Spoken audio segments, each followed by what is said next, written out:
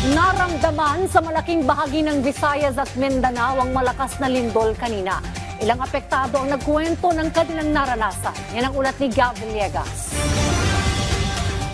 Makikita sa CCTV footage na ito ang epekto ng pagtama ng magnitude 7.4 earthquake sa Davao City. Kwento ng negosyante na si Angelo Caballero, dahil sa takot, agad silang lumabas ng kanilang opisina kasama ang kanyang mga empleyado dahil sa lindol. Una, hindi siya masyadong malakas na lindol hanggang pataas na pataas yung intensity. So nagulat kami. So yung pinaka first response talaga namin is lumabas agad ng building. Tapos the earthquake did last for like 10 to 15 seconds or more pa nga eh. So it was very surprising kasi with no exaggeration, it was the worst earthquake experience that we had for the past years. I can remember 2020 or 2019 nililindol din dito sa Mindanao, pero kanina talaga yung pinakagrabing lindol na na-experience namin dito sa Davao. Wala namang nasaktan sa kanyang mga empleyado dahil sa lindol, ngunit apektado rin ang operasyon ng kanyang negosyo.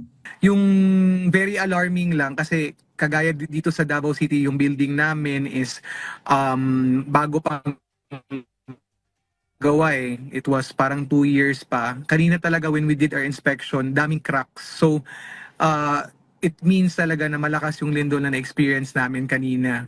Nang makabalik siya sa kanilang opisina, tumambad sa kanya ang mga bitak sa pader ng kanilang opisina dahil sa paglindol.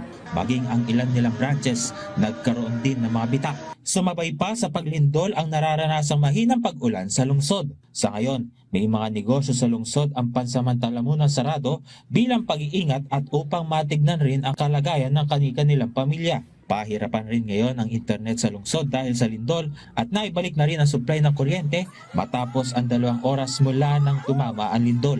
May mensahe rin siya hindi lamang sa mga kapwa niya Davaoenyo kundi pati rin sa buong Mindanao. Sa lahat ng mga, not just in Davao but also in the whole people of Mindanao, we have to be careful and we have to be vigilant and aware kasi first of all may mga aftershocks pa This is not the first time that it happened in Mindanao kasi way back 2019 malapit ang Pasko, lahat ng mga buwan meron talagang lindol So it may not be impossible na it will be happening again this year. So I hope na hindi naman, pero we have to stay vigilant naman. And to those who are watching, most of the people naman are safe, generally safe, but I cannot speak in behalf of everyone kasi madami ding apektado doon sa Davao Oriental and even some parts of Davao.